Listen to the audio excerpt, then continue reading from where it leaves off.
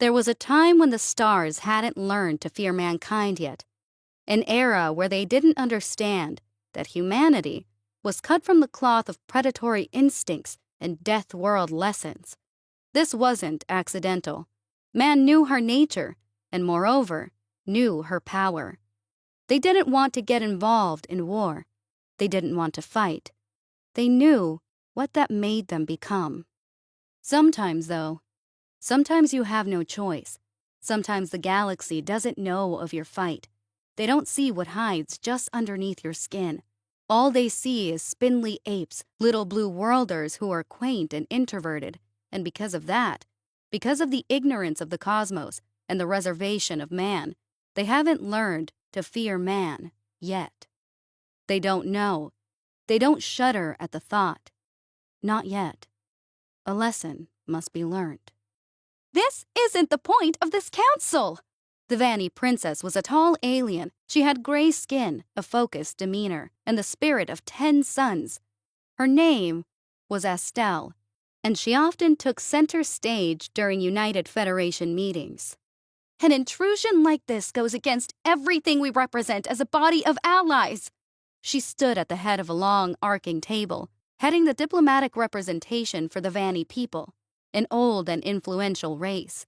The other aliens seated along the table were the other great powers, nations that held either great resources or militaries, sometimes both. Most alien races were resigned to watch from the large, amphitheater-like chamber. Representatives, to be sure, but not like the great powers. They voted, but were never heard. Only the most powerful of intergalactic nations were granted a seat at the table, like the Vanny, the Yogi, and... The Malarians have always been respectful to this institution. They were tall and yellow creatures, tremendously elegant and skinny. Every movement was a piece of art in some sense, and every word was chosen like the stroke of a brush. But we will not be slighted. That is why our ships have rallied along the sector border. A squat and hairy creature cheered beside him. The Yogis stand with their Malarian brothers! Collections of warships had gathered along the border of one of the other great powers, the Leaks. A tense situation. Astel shook her head with agitation. She was trying to hold the place together. You have not been slighted. Neither of you have. She put up a calming and careful palm. This simply must be discussed when tensions have cooled. I will not have this council be reduced to false claims and perjury. The Malarian lifted his head. False claims? Her voice was confident and unbroken. The council needs verification before action can be taken. This is another attempt to push back our complaints. His eyes were silky dark, and they reflected the grand and ornate lights of the chamber. Our nation is slighted every day, while the League Miners Corps continues their pursuits in space that is explicitly under our control. We will not sit by and watch our lawful territory be pirated. I would never attempt to silence a member of the lead council. She looked around to make her point clear to everyone. Nor would I stand by while wrongdoing is being done to them. I promise you, much work is being done by Vanny correspondents to garner a comprehensive report. Lady Astel. He warped his hands around his stomach. We all admire what you've done for this council in the recent cycles, but we fear this isn't being handled appropriately. We fear favoritism. We will take action. She was adamant, clear, and composed. On that, you have my word. I fear that promises made inside of this council are losing their weight. The words were as heavy and consequential as they could have been. It was only a sentence, but at its core, it was undermining everything the Galactic Federation stood for. It was an attack on the promises and pacts they made within its hollow chambers. Estelle knew this. Everyone did in some sense, but the room was too worked up to go any further. A good diplomat must know when to be a good coward and retreat to fight another day. I am sorry to hear that. She looked across the room at the council-seated nations and at the witnessing lesser kinds. The room was fading, it was dark, and it darkened her heart. I hope this sentiment will be remedied upon the next council, and I assure you that this will be both the express goals of my people and myself. Thank you for your work, Lady Estelle. We hope you can. The council ended on that haunting, hesitant note, hopeful, but shaded in suspense and fear. Something loomed. Stars! Estelle threw papers on her desk, braided hair now frayed and unkempt. Are they seeking to destroy the council? A human sat across from her, voice casual and with a soft smile. He lounged in her lone guest chair and was wearing a clean black suit, laid back, gentle hair, and the cool demeanor of a seasoned politician. He lit a cigarette and crossed his legs, speaking with a mix of tasteful compassion and a matter-of-fact cadence. Probably. Probably? Humans were new to the Federation, one of the lesser nations, and hardly ever voting on anything at all. No one paid much attention to humans, but Estelle liked them. Particularly, she liked Solomon, their choice representative. She thought he was straightforward and level-headed, a rarity in intergalactic politics. What makes you say that? It's in their best interest. To destroy the council? She looked around her small, elegant, and spacious office, eyes exasperated. Diplomatic tact had worn away alongside her energy. Please, enlighten me how that's the case. The Malarians and yogis stand together, yes? She sat down with a huff. Obviously. The yogis led the military coalition of the Federation, correct? Correct. Solomon drew on his cigarette, tasting the smoke with an almost philosophical reflection. He watched the little clouds rise and trail off of the ember. You'd say they have significant pull with the more militant factions, yes? I suppose. He waved his hand. Then they have the numbers to dominate the council. What? I'm pretty sure my numbers are correct. What are you talking about? I'd guess they have somewhere between 55% to 70% of the firepower of the Federation within their coalition. That's about enough to be sure. Dominate the Federation? She laughed, half ironic and half horrified. You're kidding, right? That's ridiculous talk, Solomon. He put up his hands, mimicking the motions he described. Just like how one planet, boom, crashes into another and predictably sends it into an arc that we can calculate to a T. Intelligent creatures crash into one another, not driven by gravity, but by the force of power. She knitted a brow. The force of power? As predictable as physics. In some senses more so. This is too much. She laughed, albeit a little nervously. The Vanny people, my people, we've never felt this pull to dominate. When's the last time you all had a monopoly of force? Again with these terms. Have the Vanny ever controlled 70% of the galaxy's ability to kill? I'm no Vanny historian either. He reached over onto her desk and poured an amber, pungent liquid into an iced glass. But I do seem to recall that it's how do I say this, rather violent history, especially before you all became spaceborne. I seem to remember reading about something your people call the Screamer Wars. Doesn't sound so nice. Her eyes darkened as she looked at him, scowl still persistent, but less harsh, less judgmental. You're one of the galaxy's best politicians. That is obvious. He took a casual drink. But your diplomacy has clouded your intuition for violence. You are not special for your bloody past, as much as everyone seems to be obsessed with hiding it. We all come from similar roots. The stars require sacrifices to be touched. Even my human ancestors understood that when they killed animals in reverence to the sky. We've always known. I don't want violence. He raised a hand. Me either. I don't suspect many do. Then why would the Malarians lead an attempt to cause so much? He tilted his head, settling further back into his chair and looking at the ceiling. I suspect planets never want to crash into each other, Estelle. He took a deep, drawn-out breath. Yet, who can resist gravity? She looked down at her hands, rubbing them over each other as she thought to herself, the force of power. She hated that phrase. She hated it. She didn't want to admit it, but there was a gravity to it. Perhaps he was onto something. Estelle positioned herself at the head of the table. The room was tense, as tight as a string, but she was confident. With care and poise, she adjusted a stack of papers before her, focusing her energy as she prepared for the opening statement. She looked up to the lesser nations and saw Solomon watching her. She wanted to give a courteous smile, but she hesitated. There was a seriousness to him, one she hadn't seen before. He glared down, elbows on his knees, and hands tied into a knot before his mouth. Something was off. Lady Estelle, Her Vanny assistant leaned up from behind her. we're just waiting on the Malarian representative.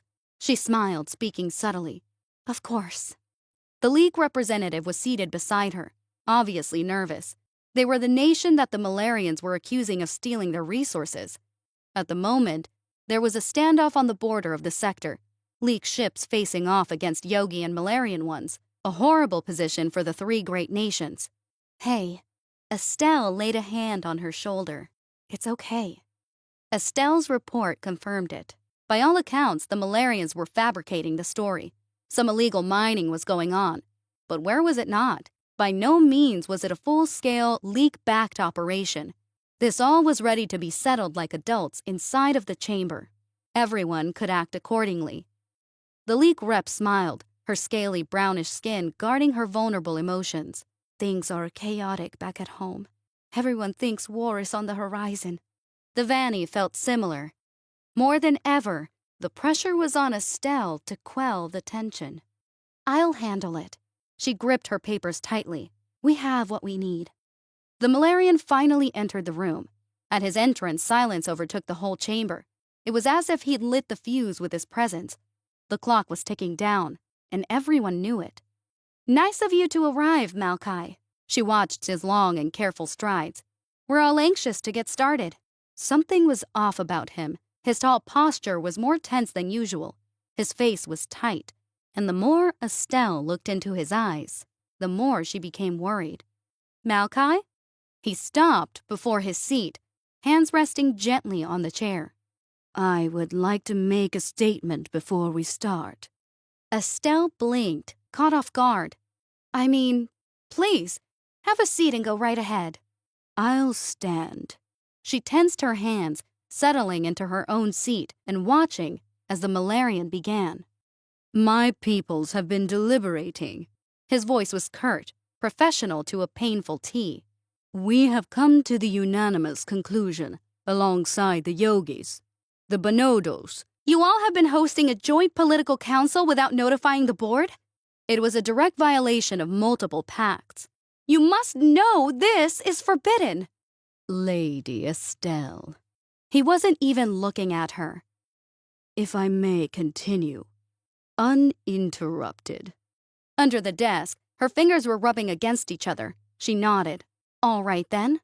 To continue, a collection of nations, all of whom are listed in a document already delivered to all nations, have agreed with us. This council no longer has the best interest of all its priority. Favoritism has overtaken and halted all necessary Factorism? She stood up, slamming her hands onto the desk and raising her voice. Malkai, this is ridiculous. Interruptions, Lady Estelle, interruptions. She was too heated now. She would not sit by and watch the Malarians spread lies. I apologize to the rest of the council for this intrusion, but this sort of language and bold statement cannot carry on without deep scrutiny. Malkai lowered his stare, picking up from where he left off. We are all in agreement, effective immediately. The Malarians and all aforementioned nations are leaving the council. Malkai? Henceforth, matters will be taken into our own hands. Lady Estelle. It was the League representative, color drained from her face and unsteady in their frantic words. Lady, we are getting word that... Oh, dear stars. Estelle looked at Malkai with disbelief. Malkai, what's going on here? He was standing tall, as unmoving and grand as ever. We have initiated a defense joint first strike. For the sake of saving as many lives as possible, we are taking measures to make sure the conflict is swift and absolute. No, Estelle was dizzy. No, this is not going to happen. The only nation of concern here is the leaks and their greedy practices. But should any other nation choose to intervene, they shall promptly be treated on equal terms. Estelle's hands clenched. This is a terrible crime. This is justice. He looked around the room towards the rafters and the other members. All nations concerned with preserving true legal equanimity and representation should be quick to follow us in our departure. Finally, he looked directly at Astel, almost sympathetically. We're sorry it had to come to this. Traitor! We wish you all the best. He turned and left, taking with him a staggering number of representatives, leaving behind a confused, scared, and hesitant room. The League representative was in shambles, almost collapsing and shaking fear. Estelle brought a hand to her chin, eyes down as she spoke. We will not leave the League behind. Her voice was still as confident and powerful as ever, but she felt the hollow echo in her heart. She felt the dull roar that was beating on all of their ears. Justice will be had. She looked up to the rafters, eyeing Solomon. He was in the same position as before, eyes just as serious. Upon meeting her gaze, he lowered his hands and mouthed a message to her. The force of power. There it was again, that ringing, slightly haunting phrase. Yet now its painful sting was more true than ever. The planets were in motion, and collisions were inevitable. She nodded. We will be strong. She spoke to everyone, eyes still on Solomon and his words. We will be strong. She tapped her desk, nervous and reading report after report. It's possible. Not with what you have. Solomon poured 2 drinks from across the desk. He lifted up the other and offered to her. I wouldn't dare cloud my thoughts right now. You're not clouding them, but cutting through them. He downed his own in one go. Think sober in peace. Think boldly in war. She stared at it for a while, eventually taking it and washing it down in one gulp. The Joint War Council is set to gather in 2 cycles here. Her voice was easy and light after the drink, bounding after the task before her. We're going to have a lot to do. Solomon looked more stressed than she'd ever seen him. He sat down in the chair, perfect suit now slightly wrinkled, a little messy and uneven. Solomon, she lightened her tone. We're going to make it out of this. He smirked, looking down and shaking his head. Oh, you don't get it. She tilted her head. He poured another drink, taking a long time in his movements. With careful hands, he lit another cigarette, eyes almost in another room with thought. I've never known you to be at a loss for words. He nodded with cigarette in mouth. Can I ask you a question? Of course.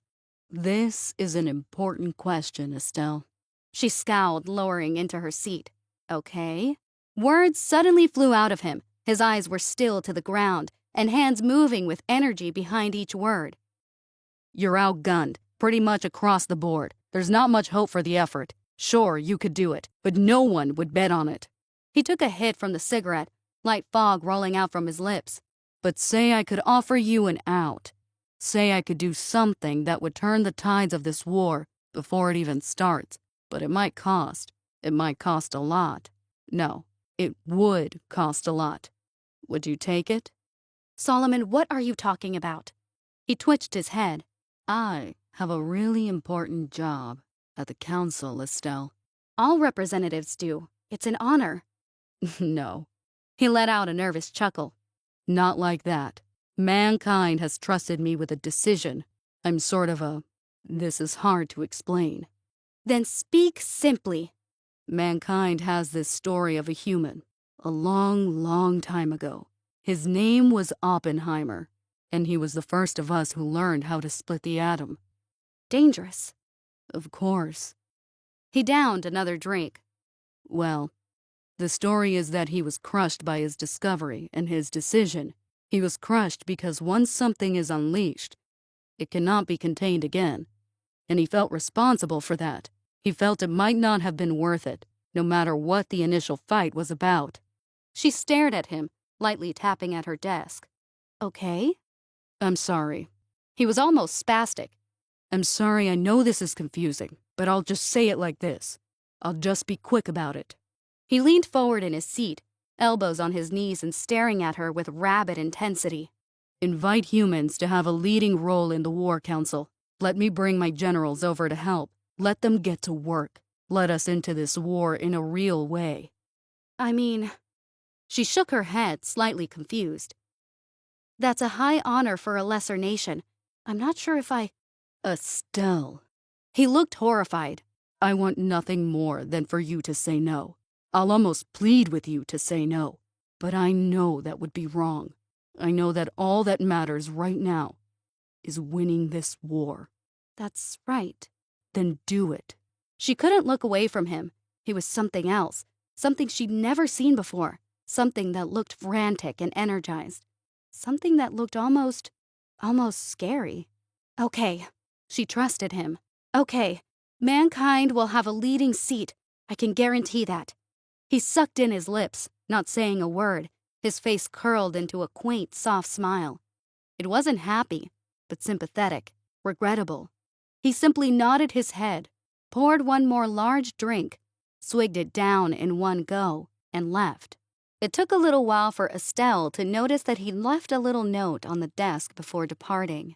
She opened it, curious, and still a little off balance from the confrontation. The force of power. She blinked at it, hands tight. Why was that phrase starting to become scarier and scarier?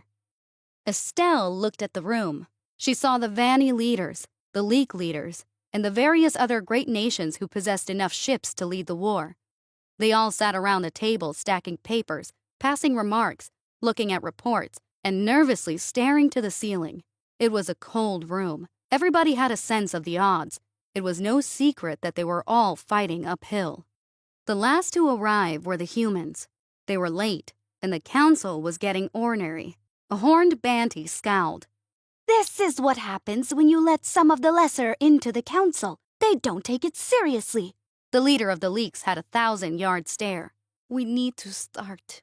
Before Estelle could say anything, Solomon burst through the door. His suit wasn't tucked in, his tie was loose, and he kept his eyes down as he strode in, cigarette in hand. He didn't take the seat for the humans, but instead went to the wall behind it and leaned against it. Solomon, Estelle smiled, laughing nervously. Is anyone else coming? There were bags under his eyes. He looked at her, dragging from his constant cigarette, then just nodded to the door. In an instant, a group of medal-wearing, stoic-faced and brutal-looking humans walked in. Assistants followed with reports and papers. Subordinates were constantly on a phone or passing info, and computer clicks or squeaking boots filled up the place. It was insane, a completely different demeanor than the rest. An old, bald man, large and broad, stood before the seat. His face was curled into horrible wrinkles and focus, and he spoke like his lungs were engines. This it? Everyone stared at him. All right then, let's get started. He sat down with a thump. Assistants peeled off and began handing everyone different papers and instructions. Others set up sector maps, large planning tables, and other various devices. I'm General Top. He lit a large cigar. I'm the bastard that's going to kill these bastards. Everyone was stunned. Estelle didn't know what to say. She looked at Solomon for help, but he refused to look up. He had become so small in his little shaded corner, as if he was trying to disappear. What's going on here? The Banty leader growled. You are not leading this council. This is a joint operation. What's your name? Top's cadence alone could crush. I am Grand Admiral Olan, highest of the Banty war chiefs. Good. I don't care. Everyone gasped. Top's mouth morphed into a tense frown, and his brows lowered and aimed as if they were the tips of tank barrels. I don't care what any of you think. What's going to happen is you are all going to shut up and listen. I'm going to show you all in the next 10 minutes why not only do you need us, but you desperately need us. And not only do you desperately need us, you have no choice. Not anymore. Olam blinked dumbly, unsure of what to say. Top opened a large binder in front of him. Let's make the simple part simpler. You lose this war, I suspect the Malarians will at the very least enslave half of you. Estelle balked. What? You're right, he laughed. Probably all, and that's assuming that they don't wipe anybody out. General Top. Estelle's heart raced. I'm not sure if you understand the situation. No, I don't think any of you do. I don't think all of you have gotten through your dumb skulls what's going on here. This isn't a fight for some political edge to your council, but a fight for your very lives. A fight for all the marbles. A fight for the forever. And you know what that means? No one answered. It means anything goes, and I don't think you all are ready for that yet. He straightened up, pointing to an assistant who turned on a large screen displaying strategies and plans. So that's why you got me. And don't worry, I'll make sure nothing is left undone. Finally, Estelle caught Solomon's eyes. It was quick, dark, and terrifying. She looked over at him, watching as he lifted his head, and she went cold. Along the edges of his cheek, small and almost invisible, was one faint tear. A tiny little admission, a horrible apology. What was this? The Malarians and their coalition had been commanding the various sectors at war. Their presence was everywhere. Their effort was total and precise, with the advantage of superior firepower. They moved around with little resistance or worry. In their mind, the battle was practically a mathematical certainty. Then, the first cracks appeared, the first rearing of mankind's head at a bleak and strange Malarian outpost somewhere in the conquered League territories. A Malarian ship approached to refuel. The floating station was a staple for the occupation soldiers, a place they'd come to rely on, a place where rumors and plans were traded as casually as drinks. Yet, when they approached, eking into its familiar port, an imposing chill wrapped around them. No one answered the call for docking. No soldier came out to direct them in. Instead, a silent hunk of metal just stared at them with indifference. Eventually, the Malarians unloaded and entered the station, their rubber boots ringing out amongst the dead and mysterious halls like questions receiving no answer. They turned into what they knew was the canteen. And there, they saw it. The crew, their friends, their battle brothers, all dead and disfigured. They saw the monstrous work of killers who tied them up one by one, worked out information, then simply moved on to the next. It was the bloody mess of a war they didn't expect to be fighting, the red viscera of a primate, ancient style of gaining advantage. It was mankind. Man became a terrible haunt of war. Every transport was a target, innocents weren't off the menu, and simple mining colonies were fair game. In a snap of dreadful realization, the Malarians and their allies saw that they might be overextended, that this style of unbarred warfare was subversive and impossible to pin down. They gathered back their armies in an effort to reconcentrate their forces and work out internal struggles. Yet, as the armadas coalesced, they discovered another trait of human warfare: reckless bravery. Like lightning on a clear day, mankind broke out onto the battlefield with shocking surprise. No Malarian or Yogi could have predicted why they would gamble against such large numbers disadvantage, yet they did. And they did all across the map. Not all battles were won by mankind, yet it didn't matter anymore. Perceptions were shattered, rules were broken, and fear ruled under the iron command of a human voice. Now, the Malarians and their allies couldn't keep hold onto anything. Every small resource was at risk. Every inch of land was a vulnerability to defend. Yet every attempt at saving it presented an even worse risk of losing even more. Dread ruled the commanders. Apprehension controlled the leaders. and man exploited such sins of war with swift efficiency. The war had changed and morphed into a primal fight, an ancient echo of ancestral tenacity, and only man had never forgotten that sound. Estelle sat alone in her office as the war wore down. The Malarians were close to suing for peace, and she was sure that the rest would follow yet. That was all she was sure of. In all honesty, darkness and angst rested along the edges of her heart. It should have been a glorious few cycles, but it was instead barred by a haunting thought. She wasn't sure if the humans would accept the peace. Top was adamant that they should push all of their advantages, all the way until victory was total. A half peace is not a peace, is what he would say. What is a full peace then? No one had the courage to ask anymore. Solomon was gone. Estelle hadn't seen him since that first meeting, yet she thought about him all the time. She wished he was still around. He seemed to be the only human who could translate their thoughts, their furious passions and feelings. She looked off into the stars from her office. A human fleet was getting ready to depart on another mission. She stopped asking what they were going to do. Every answer made her sick. In her hand was the little letter from before.